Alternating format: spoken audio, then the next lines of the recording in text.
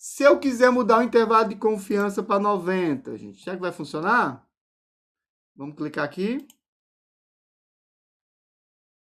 Funcionou. Foi tão rápido. Foi, ele tinha feito aqui com 95%, agora ele está fazendo com 90%.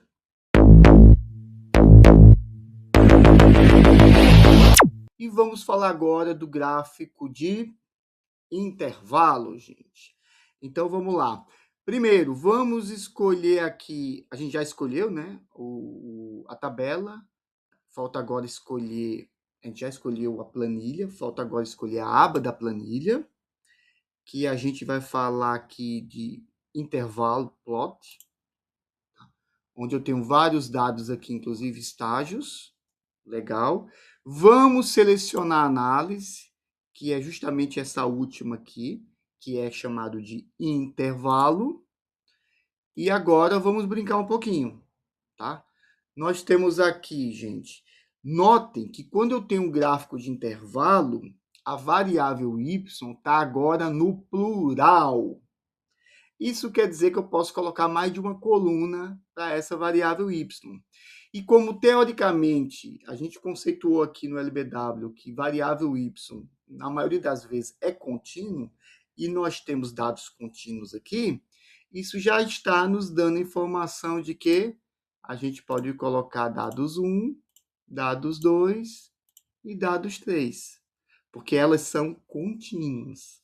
Eu estou fazendo uma análise de gráfico de intervalo, tá? Se eu enviar aqui a análise, olha que legal que ele fez. Ele colocou aqui, gente, dados 1 do cor azul, da cor laranja colocou aqui dados 2 e da cor verde dados 3. E esse pontinho do meio aqui representa a média dos dados 1, o pontinho amarelo a média dos dados do grupo 2 e o verde aqui a média dos dados do grupo 3. Tá certo? Isso é bem interessante. Qual é o tipo de análise que ele está fazendo aqui, gente? Lembre-se do conceito.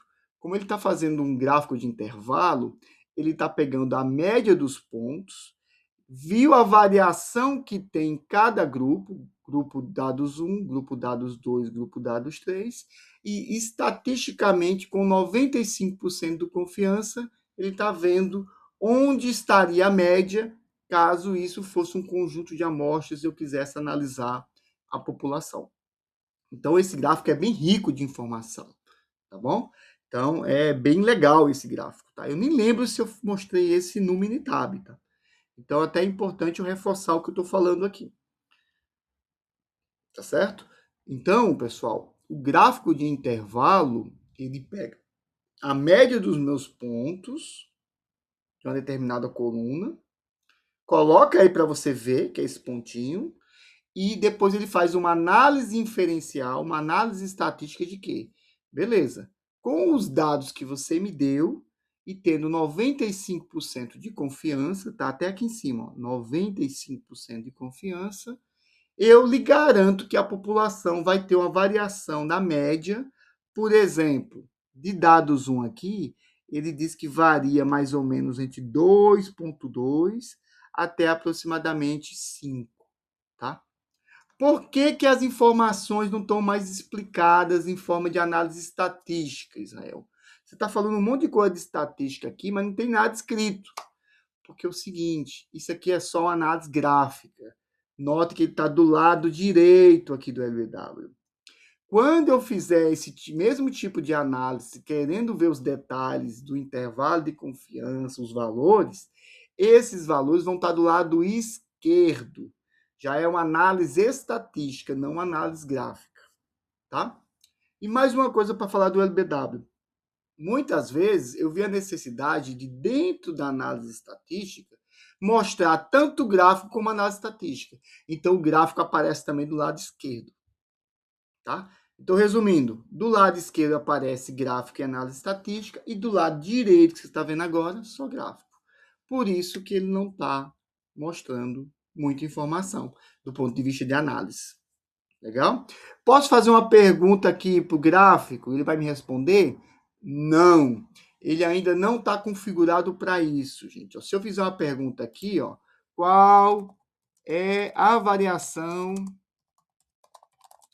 dos dados 1, certo?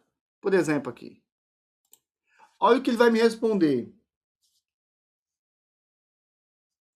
Para responder a sua pergunta, seria necessário ter acesso aos valores. Por quê?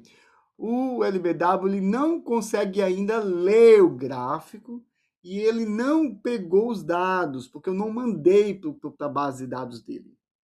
Quando é análise estatística, não, eu mando ele para a base de dados e ele responde para mim.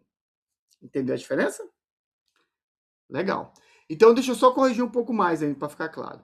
Da parte de análise estatística, não é que eu mando os dados para ele. Eu mando o relatório estatístico e aí eu posso conversar com ele. Como ele não tem nada, ele não respondeu para você com relação ao gráfico, tá bom? Inclusive, ele fala só uma teoria aqui, entendeu? Que é legal, por sinal. Ok, pessoal? O que mais nós temos aqui, gente? Se eu quiser colocar aqui variáveis, tá? O estágio A, B e C. Vamos colocar? Acho que é A e B, C, né? A e B só. Deixa eu clicar aqui em enviar análise. Ele separou em subgrupos. Subgrupos A do lado esquerdo e subgrupo B do lado direito, tá? Então, esse é um exemplo do uso do subgrupo, inclusive. Tá legal, gente? Ok. Se eu quiser mudar o intervalo de confiança para 90, gente, será que vai funcionar? Vamos clicar aqui. Funcionou. Ué, foi tão rápido. Foi, ele tinha feito aqui com 95%, agora ele está fazendo com 90%. Tá? Ok, pessoal? Note que como ele reduziu a margem de confiança, a variação reduziu também. Porque como ele tem menos confiança, o que acontece? Ele, na verdade, deixa eu ver isso, gente. Espera aí, vamos com calma, tá? Ele reduziu, tá certo. Por quê? Porque como a confiança é menor, ele não abre muito leque, tá? Quanto menos confiança, mais confortável ele tem em dizer, não, a variação aqui é menor. Ah, é menos confiante ainda. A variação é menor ainda. Não, eu quero um nível de confiança de 99%. Aí ele vai abrir mais. Quer apostar? Vamos colocar aqui 99. Olha como ficou maior agora o intervalo, tá vendo? Olha, compara esse azul aqui com o de baixo. Ó. É isso que ele faz. Tá ok, gente? Então é uma ferramenta fantástica, mas a gente acaba usando um pouco mais com inferência estatística. Mas se visualmente você tiver necessidade de verificar onde possivelmente pode estar a média de uma população, o gráfico pode te ajudar. Show de bola, muito obrigado, até o próximo vídeo.